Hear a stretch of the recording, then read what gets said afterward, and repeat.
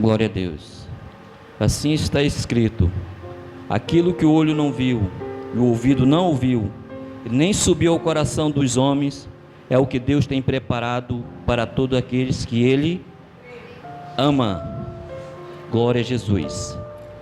Com esse versículo eu quero saudar a igreja do Senhor, com a doce paz de nosso Senhor e Salvador Jesus Cristo. Amém. Vamos abrir nossas Bíblias no Evangelho de Jesus, escrito por Lucas, capítulo 23.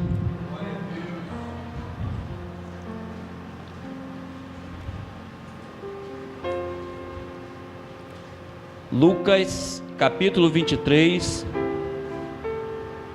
versículo 33, e depois nós vamos para o 39 ao 43. Aleluia. Glória a Deus.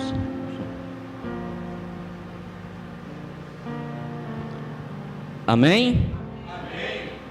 Diz assim a palavra do Senhor: e quando chegaram ao lugar chamado Caveira, ali o crucificaram, e aos malfeitores, um à direita e outro à esquerda. 39 em diante.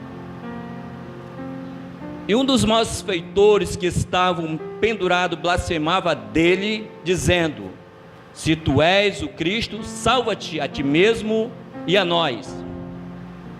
Respondendo, porém, o outro repreendia-o, dizendo: tu nem ainda temes a Deus, estando na mesma condenação? E nós, na verdade, com justiça, porque recebemos que os nossos feitos mereciam, mas este nenhum mal fez. E disse a Jesus: Senhor, lembra-te de mim quando entrares no teu reino. E disse Jesus: em verdade te digo que hoje estarás comigo no paraíso. Louvado seja o nome do Senhor. Deus eterno, santo e poderoso, aplica em nós a tua palavra, Senhor, que teu Espírito Santo possa falar aos nossos corações. Amém.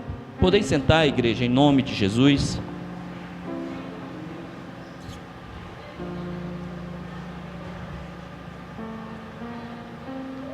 Aqui está o texto, uma das máximas do Evangelho, que é a cruz.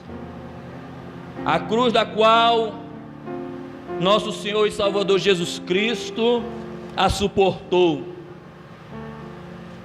Nós lemos o texto já depois da Via Dolorosa, depois de o Senhor receber o açoite, e aqui neste momento o Senhor já está pendurado no madeiro. Eu quero nesta noite, irmãos, diante deste diálogo, deste malfeitor, a Bíblia diz que ele blasfemava de Jesus na cruz. Se tu é Deus, desce e salva a ti, salva nós, com blasfêmia, com palavra de injúria ao Senhor. E de repente se levanta outro malfeitor e começa a defender a Jesus ali na cruz. O Senhor colocou esta palavra no meu coração, e nós identificamos 5 passos dentro desse texto que nós precisamos para herdar a vida eterna. 5 passos para herdar a vida eterna nós vamos encontrar nesta passagem. A primeira, quem estiver com Bíblia, deixe aberta, 23:40. Lucas 23:40. Talvez você está dizendo, você que é crente, servo de Deus, está dizendo: opa, legal, uma palavra para aqueles que não conhecem Jesus, uma palavra para aquele que ainda não aceitou. Você está enganado.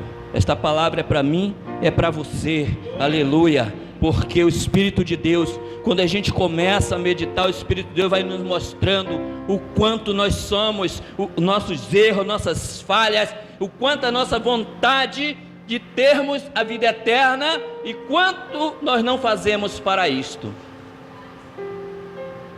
No versículo 40 que nós lemos, respondendo porém o outro resplandecia, tu nem ainda temes a Deus. O primeiro passo que nós encontramos para herdar a vida eterna diante desse texto é o temor a Deus. E ele disse para o outro, tu nem ainda teme a Deus? Existem vários tipos de temor dentro da Bíblia Sagrada. Existe o temor de nós a Deus, existe o temor das pessoas que não aceitaram a Jesus a Deus e o arrebatamento da igreja, existe o temor que nos leva à sabedoria de Deus, mas eu quero aqui falar de um temor muito interessante, que é o temor santo, que é do hebraico ira e do grego phobos, que significa ter grande temor ou respeito pela majestade e santidade de Deus. Esse é o temor santo, aquele do qual, quando você vai na presença dele, você vai com seu coração aquebrantado. Quando você entra por esta porta, você já chega dando glória a Deus, aleluia, porque você está entrando no santuário de Deus. Aleluia! Este é o temor santo, o temor que nós devemos ter para a casa de Deus, para a presença do Eterno, que aqui está. Nós encontramos Abraão falando deste temor. A Bíblia diz que Abraão, no capítulo 20, que ele se levanta e vai a Abimeleque, lá em Gerar. Aí ele combina com a sua esposa para dizer que, olha, quando nós chegarmos lá, dizem que tu é minha irmã, para que eles não venham me matar por causa da tua beleza, você é muito linda. E aí, chegando lá, eles podem querer me matar, mas dizem que tu é minha irmã. E assim aconteceu. E Abimeleque tomou Sara para si, e o Senhor impediu que ele lhe tocasse, e o Senhor repreendeu. E ele disse, mas eu sou inocente, porque ele disse que era irmã, restitui. E Abimeleque vai até Abraão e diz, por que tu fizeste isto? Gênesis 20, versículo 11, e disse Abraão, porque eu dizia comigo, certamente não há temor de Deus neste lugar. Abraão exercitou esse temor. Abraão temia a Deus, e de repente ele vai para um lugar que ele imagina não ter o temor de Deus, mas ali havia o temor de Deus. O temor de Deus, segundo o salmista, é para ser ensinado para os pequenos. Profetizamos uma geração avivada, uma geração, olhamos para os nossos jovens e dizemos, aqui está os missionários, aqui está os pastores do futuro, mas o que é que nós estamos fazendo para isto? O salmista diz que o temor do Senhor deve ser ensinado, Salmo 34, 11, vinde meninos, ouvi-me e vos ensinarei o temor do Senhor. O temor do Senhor deve ser ensinado. O temor do Senhor traz benefício à igreja. O temor do Senhor cresce a igreja, acrescenta a igreja. Atos 9, 31. Assim, pois, as igrejas em toda a Judéia, Galiléia, Samaria tinham paz e eram edificadas e se multiplicavam, andando no temor do Senhor.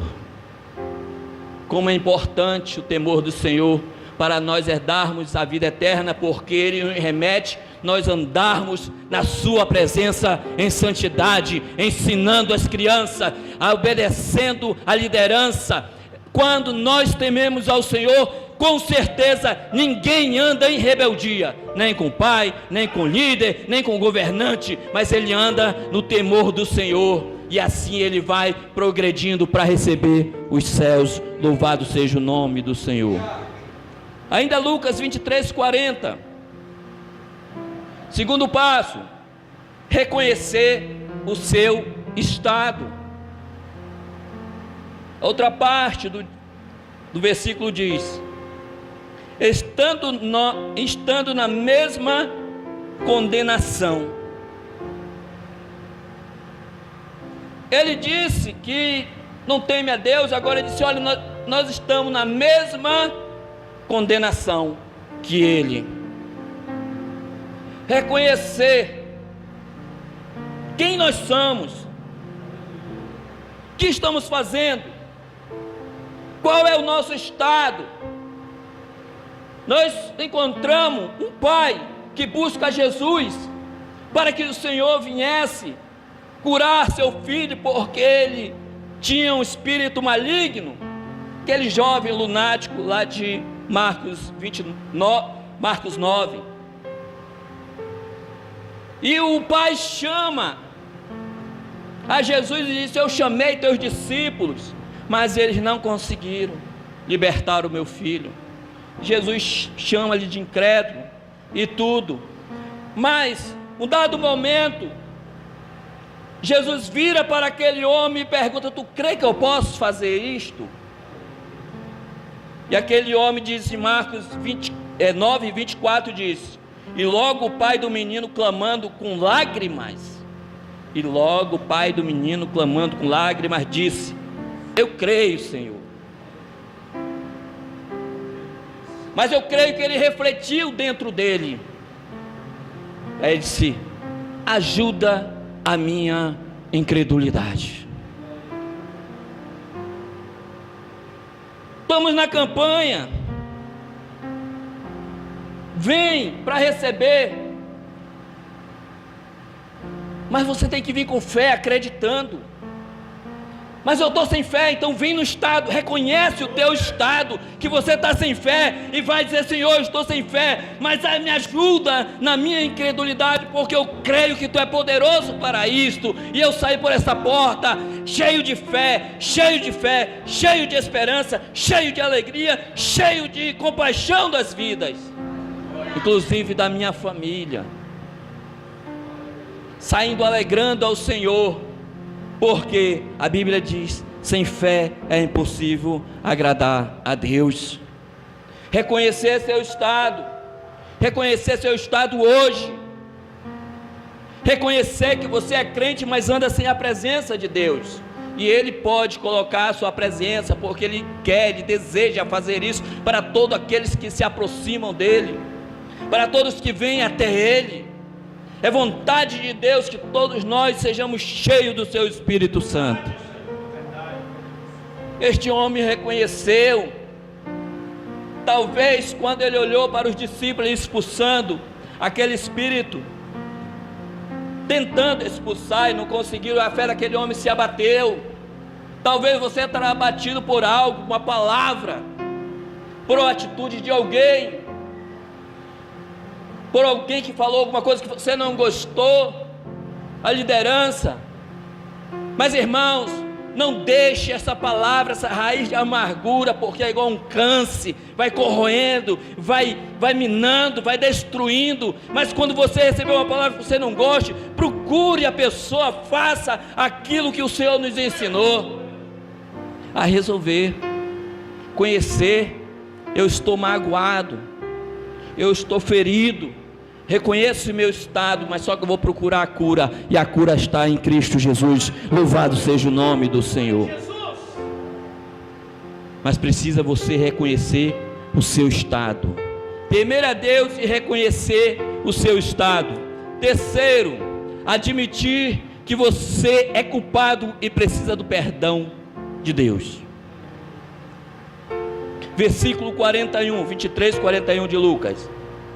E nós, na verdade, com justiça, porque recebemos os que os nossos feitos mereciam. Nós servimos um Deus longânimo, benigno, amoroso, porque se Ele agisse pelo que nós merecemos, não havia saída para nós.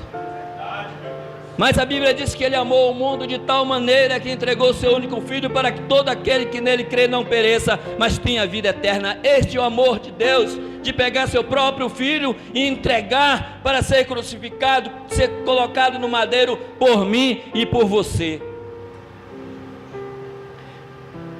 Receber aquilo que nós merecemos. Judas Iscariote traiu a Jesus e foi para sua própria condenação. Não se arrependeu, se comoveu, chorou, mas o final dele foi triste. Ananias e Safira mentiu ao Espírito Santo de Deus, fizeram um trato para enganar. E Pedro diz: você não está enganou a homem, mas enganou a Deus. E não houve, não buscou o arrependimento, o perdão de Deus, recebeu aquilo, porque não admitiu que tinha inventado uma história. Bom, bem poderia nós lermos em Atos essa história dizendo que eles se arrependeram, que ele realmente era um culpado, mas aqui eles falaram, não, o valor correto era este, Deus ia ter misericórdia, mas eles insistiram na mentira. Não insista naquilo que Deus não mandou você fazer. Pare de fazer aquilo que você quer fazer. Peça de Deus orientação, busque alguém que possa lhe ajudar, para que você mais tarde não venha a ser culpado de um erro. Certo que esse Deus misericórdia está para lhe dar perdão a mim e a você. Todo pecado ao homem será-lhe perdoado, somente a blasfêmia contra o Espírito Santo, este não tem perdão. Quando nós lemos em Lucas 18, nós encontramos a parábola do fariseu e do publicano. E o fariseu está lá: eu jejuo 2 bolas, eu sou santarrão, não sou como esse publicano aí, pecador. Lucas 18, 9 em diante. Aí Jesus no final ele pergunta: quem desceu justificado? Porque o fariseu estava ali, eu 2 molas, eu faço, não tinha culpa nenhuma, é santão. E o publicano está lá: Senhor, eu sou pecador, perdoa, tem misericórdia de mim. Aí Jesus pergunta: quem desceu justificado? Publicano. Aí Jesus disse: porque aquele que muito se exalta será humilhado, mas aquele que muito se humilha será exaltado. Louvado seja o nome do Senhor. Admitir que nós somos culpados quando pecamos contra o Senhor, quando erramos. Não, mas não foi você, foi você. Jesus não tem culpa nenhuma, Deus não tem culpa nenhuma, o Espírito Santo não tem culpa nenhuma. Admitir que nós necessitamos, quando erramos, é do perdão de Deus. Fazer como este publicano: Senhor, tem misericórdia de mim, que sou um pecador, perdoa-me meus pecados. Admitir que você é culpado. E nós, na verdade, com justiça, porque recebemos o que os nossos feitos mereciam. Quarto, não culpar os outros por sua colheita. Ainda no 41, seguindo o texto: mas este nenhum mal fez. Olha o que ele diz. Ele aponta para Jesus e diz: mas este nenhum mal fez. Anteriormente ele diz que ele está merecendo aquilo pelo que ele fez. Eles estão lá porque eles mereciam estar crucificado. Mas aí depois ele vem e diz: mas este nenhum mal fez. Sabe o que nos lembra?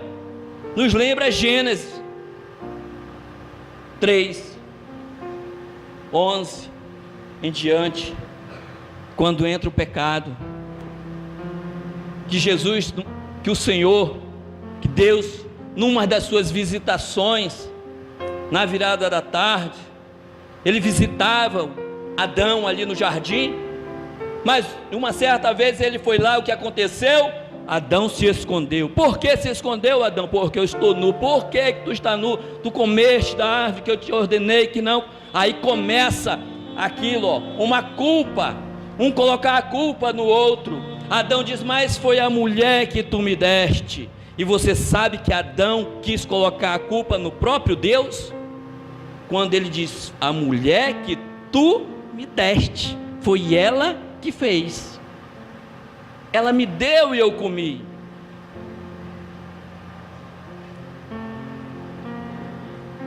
Chama a mulher, e aí ela vai dizer que foi a serpente. A mulher vai e coloca a culpa na serpente. A serpente me enganou, ela me deu e eu comi. E começa então, o homem, a partir daí entra o pecado no mundo, e o homem começa a colher aquilo que ele, por sua culpa, acarretou. Sua própria culpa, o homem chega agora a esta situação, mas não queria receber a culpa, colocou na mulher. A mulher não queria receber a culpa, colocou na serpente, e a serpente ali, ó, ficou na dela, né? Mas o homem, a mulher não, tentaram se justificar.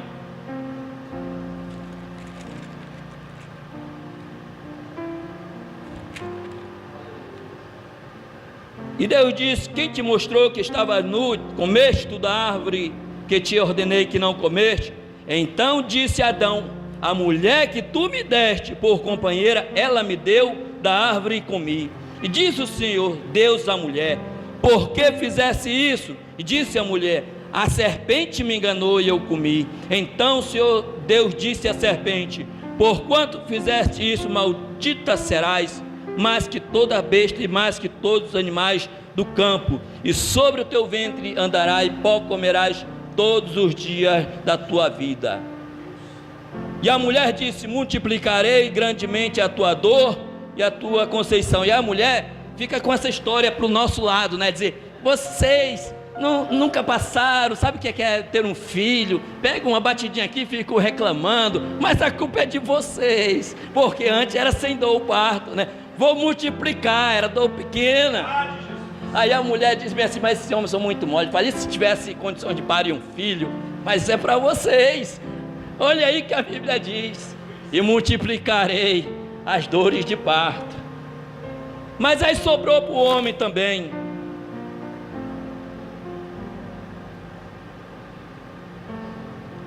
E Adão disse: porquanto deste ouvido a tua mulher, comeste da árvore que eu te ordenei, dizendo: não comerás dela, maldita é a terra por causa de ti, com dor comerás dela todos os dias, espinho cardo também te produzirá, e comerás a erva do campo, no suor do teu rosto comerás. Olha aí, ó, aumentou o fardo para o nosso lado, né? Agora é no suor do rosto que nós temos que sustentar nossa casa, varão. Você precisa trabalhar, é uma ordem de Deus. Foi através disso aí, foi através do pecado que nós precisamos agora sustentar nossas casas, não pôr um fardo às nossas esposas, mas sustentá-la. Claro que hoje o mundo moderno admite, e as mulheres querem, e está trabalhando. É muito bom dividir dentro de casa as despesas, para não ficar pesado a um ou a outro. Mas o ofício de sustentar a casa é do varão, é do homem. É nós que temos que, apesar de nós termos que dar o puxão de orelha, que foi culpa da mulher. ela deu, né? Nós comemos, o homem comeu, ó. Mas louvado seja o nome do Senhor, porque o Senhor, ali mesmo o homem pecando, mesmo o homem ali pecou, Deus da própria semente da mulher disse que ia levantar um que ia esmagar a cabeça de Satanás. E aqui na cruz do Calvário, Jesus Cristo, o prometido de nossas almas, está completando a redenção por nossas vidas, porque a cruz era para mim, era para você, mas Ele se fez pecador por mim e por você.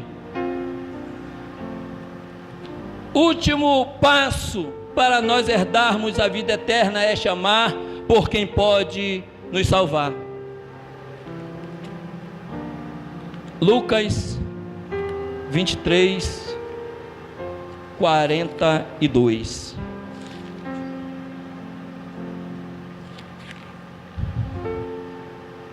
E disse a Jesus, aqui quem disse a Jesus foi o salteador, o ladrão, que fez todo este diálogo, que nos mostrou todos esses passos para herdar a vida eterna. Aí ele vai, depois de defender Jesus por causa da blasfêmia do outro salteador, do outro ladrão, do outro perverso, e ele vai dizer isto a Jesus. Disse a Jesus: Senhor, lembra-te de mim quando entrares no teu reino.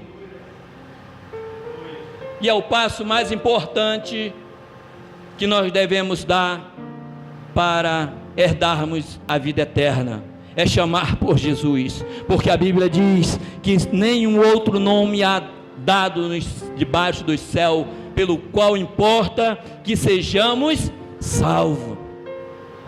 Somente o nome de Jesus, somente você que ainda não tem certeza da salvação, que ainda não confessou Jesus como seu único e suficiente Salvador, você precisa chamar por Jesus e dizer: Jesus, entra no meu coração, muda a minha história.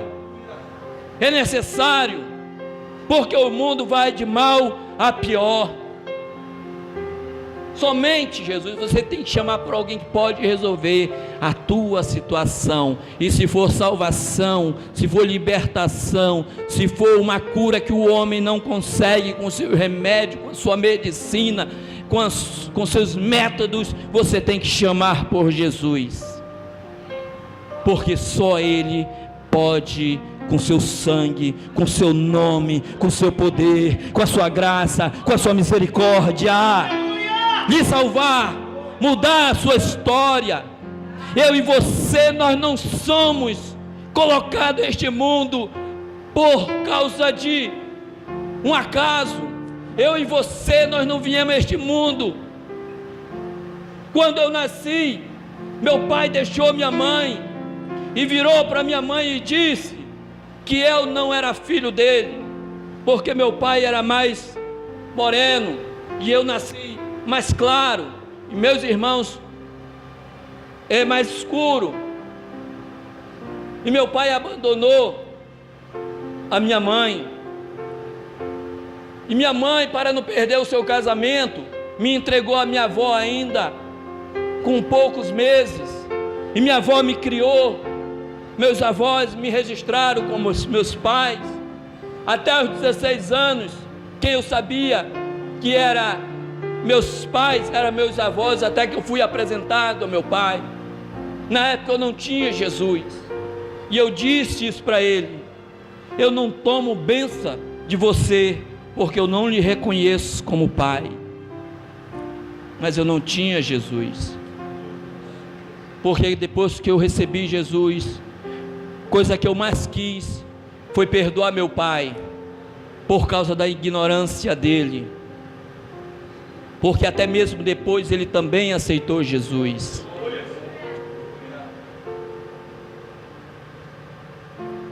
A nossa, somente quem pode libertar um trauma deste, somente Jesus.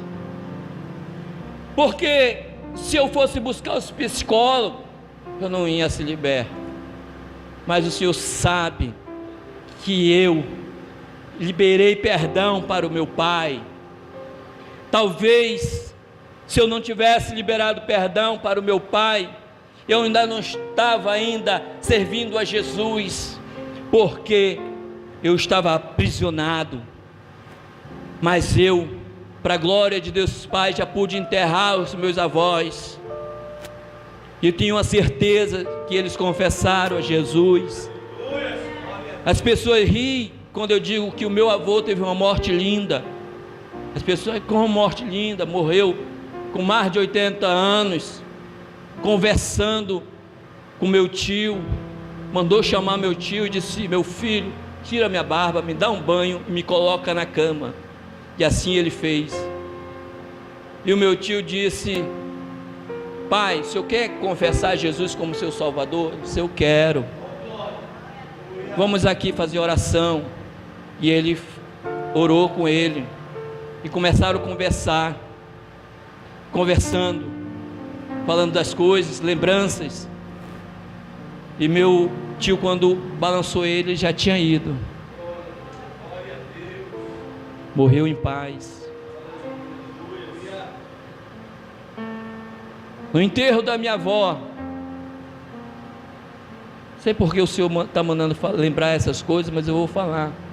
Passou aí uns 10 minutos. No enterro da minha avó, no velório, cheguei no velório, antes do velório estava lá, chorei bastante, e depois fiquei tranquilo. Durante os cultos, chamavam-me, dizer: Frank, quer dar uma palavra aqui? Eu disse: eu quero. Pegar na Bíblia, o Senhor falava, não no meu coração, voz. Eu ouvi uma voz dizer bem assim: você não vai falar agora. Eu disse: não. Durante o velório, isso se repetiu umas 3 vezes, e eu ouvi. Última situação que eu ouvi já foi no cemitério. Abriram o caixão, estava lá o corpo da minha avó. O pastor Moacir não pôde ir lá. O pastor Gutenberg foi, deu uma palavra lá de consolo para a família. Caixão aberto. E esse meu tio disse bem assim: Frank, quer dar uma palavra antes de a gente sepultar a nossa mãe? Eu disse: eu quero. Aí a voz disse: você não vai falar agora. Eu disse: não, mano, não vou não. Então tá bom, pessoal, vamos fechar. Ele fechou o caixão. Quando pegaram na alça, que fecharam o caixão, aí a voz disse para mim: fala agora. Aí eu fui para frente do caixão e disse: não, eu quero falar. Deus me deu uma palavra, meu irmão. Senhor, nós estamos aqui diante do pó da terra. O Espírito já foi para Deus. Que o Senhor tenha salvado a nossa mãe. Mas o Senhor fala que é bem-aventurada, porque ela viu seus filhos, os filhos dos seus filhos, e por isto ela foi bem-aventurada. Agora eu quero te dizer: se você quiser ter o mesmo destino que ela, os céus, você precisa confessar o nome de Jesus. Minha esposa estava lá. Um pastor perguntou inclusive dela: quem é esse rapaz? A palavra estava assim, cheio da nossa parentela do meu avô, tudo precisando de salvação. E o Senhor deu uma palavra de salvação naquele momento. O Senhor nessa noite quer mudar a história aqui neste lugar. O Senhor neste lugar quer transformar vidas. O Senhor neste lugar quer despertar em você. O reino de Deus está dentro de você. O sacrifício da cruz, aquele último instante que o Senhor salvou aquele homem, aquele último instante: ainda hoje estarás comigo no paraíso. Se eu morrer, se eu adormecer hoje, eu estarei amanhã com o Senhor no paraíso? Ou ainda hoje? Esta é a pergunta. E eu tenho a convicção do que eu estou pregando agora. eu estarei com o Senhor no paraíso. Só quem tem essa convicção, dá glória a Deus, aleluia a Ele, em nome de Jesus. Porque se você não tem convicção, você precisa hoje se consertar com o Senhor. Louvado seja o nome do Senhor. Temer a Deus, reconhecer seu estado, admitir que você é culpado e precisa de perdão, não botar a culpa e colher o que plantou, chamar por Jesus, porque só através dele há salvação. Louvado seja o nome do Senhor. Eu aqui quero agradecer a oportunidade, em o nome de Jesus, que o Espírito Santo de Deus continue falando ao seu coração. Fica de pé. Se atentamente eu ouvir a tua voz e obedecer, seguir os teus passos e jamais me desviar, se o meu coração